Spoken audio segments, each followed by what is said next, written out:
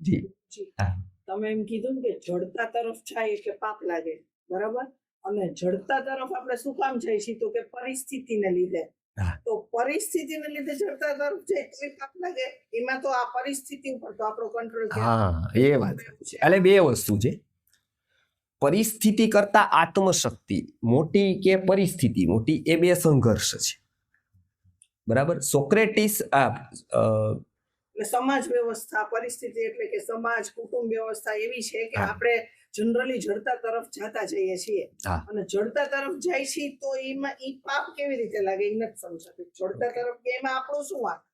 હા, હવે આમ જોઈએ ને તો બે પરિસ્થિતિ હોય, જેમ કે અનુકૂળ હોય. એક વાત યાદ રાખવાની, એક છેલ્લી વાત કરતો સમય થયો એટલે કે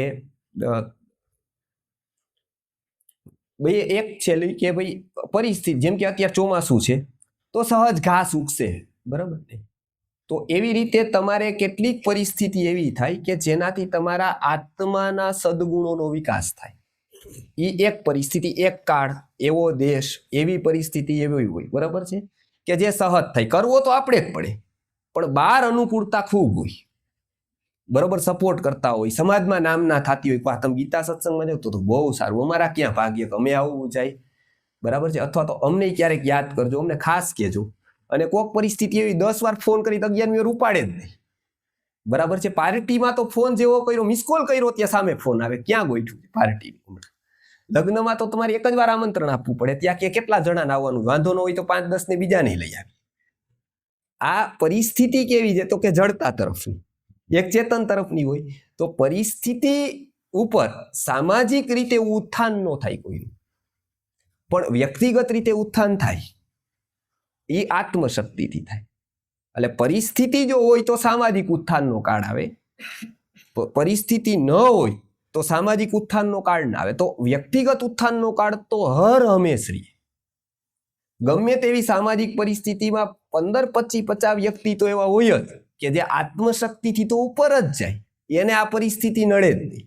આ નહીં, કોઈ પણ સમાજમાં એવા 10% લોકો હોય બધી જ લાઈનમાં કે જે પૂર્વનું સુકૃત કરીને આવેલા હોય, પૂર્વના સંસ્કારો એટલા દ્રઢ હોય કે કદાચ આખો સમાજ આમ વિપરીત માનવા માંડે ને તો ઈ તો દ્રઢ જ, ઈ તો એના મારીએ, કદાચ કોઈ સાથે આવે ન આવે, ઈ પરિણામ આત્મશક્તિનું છે. એટલે પરિસ્થિતિને કારણે ન થાય, એમાં સામાજિક ઉત્થાન થાય. આત્મશક્તિથી વ્યક્તિગત ઉત્થાન, પારિવારિક ઉત્થાન, એ બધું આત્મશક્તિથી થાય. એટલે આત્મશક્તિ પરિસ્થિતિ ઉપર કંટ્રોલ કરી શકે. પછી જેટલા જેની હોય એટલા પ્રમાણમાં એ સમાજને ઉપર લઈ જઈ શકે. કોકની આત્મશક્તિ ખૂબ હોય તો એ મોટા પ્રમાણમાં લઈ જઈ શકે, કોકની એટલી બધી ન હોય તો એ થોડા પ્રમાણમાં લઈ જઈ શકે આત્મશક્તિ.